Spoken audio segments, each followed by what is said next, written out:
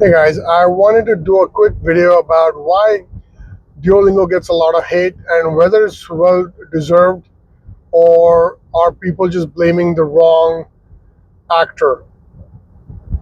So one of the things I've noticed being on Reddit for a while and having subscribed to the Duolingo subreddit, one of the most common things you will see is people will post their streaks.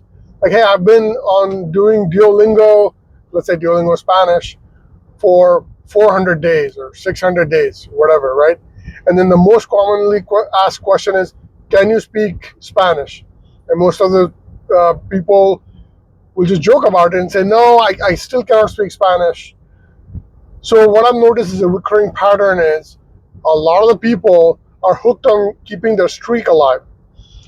To them, the streak becomes a symbol of learning more so than the learning the language itself. So they've kind of become confused in what is the actual goal of using Duolingo. It's not about just doing a 5-minute lesson daily, which I've seen a lot, right? A lot of people will just do a 5-minute lesson and call it a day.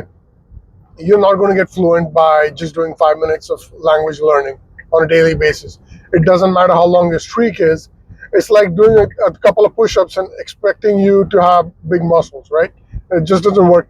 You need a minimum threshold, let's say 30 minutes of working out to start seeing some gains, right? And it's obviously on the opposite side. If you do too much, you're going to start seeing diminishing returns. So there's got to be a sweet spot, right? And to me, the bare minimum needed is 30 minutes. So a lot of people get sucked into the XP, chasing XP or chasing the position on a leaderboard. At first, when I started doing Spanish, I easily got sucked into it because Duolingo does a great job of gamifying stuff, right? Especially when you're starting out, you have really high motivation, you go in guns blazing, practice Spanish or your language of choice every single day. But as expected, your motivation will wane over time. And when that happens, you need some kind of external motivating factor or external input that brings you back to learning or gives you the same kind of energy or burst of energy to go to continue your learning. And Duolingo does a great job by sending you notifications and say, hey, look, the streak is the anchor, the hook that's going to keep you coming back. But that's where it needs to stop. Don't let that become the truth that you need to chase. And a lot of people do that, and then they incorrectly blame Duolingo for why they don't know the language well, right? Or why they're not fluent. Duolingo is not to blame here. In some ways, all it is trying to do is keep you on their platform, and it absolutely makes sense, right? They're in it to make money, and the way they're going to make money is two ways.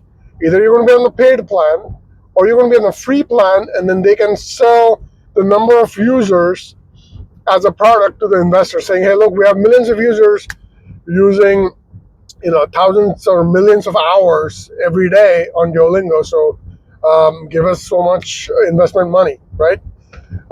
So obviously they're in to make money, but at the same time they're giving you all these tools to learn. And honestly, you can only get so far with free, but we'll get to that, right? The free plan. So obviously chasing the leaderboards and chasing XP. Initially, I got suckered into it, and then I quickly realized that I was going about it the wrong way, right? I was there to learn the language and not to chase XP and triple my XP and whatnot. So I quickly turned all of that off and just only focused on learning, and that made uh, all the difference in learning, right? Because it changed my mindset. And I hope all of you do the same. That way you don't end up blaming Duolingo for the wrong reasons. Whereas we should blame ourselves if we fail to learn the language when we have all the tools available to us. And then the second thing is Duolingo has this whole system of a battery. Now it's a battery or energy. And in the past, it was to be hearts. And who knows what else did they have in the past before that.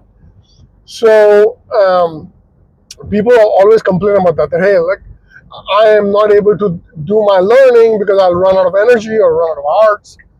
Well, Duolingo is a for-profit business. They're not in it to just give you everything away for free.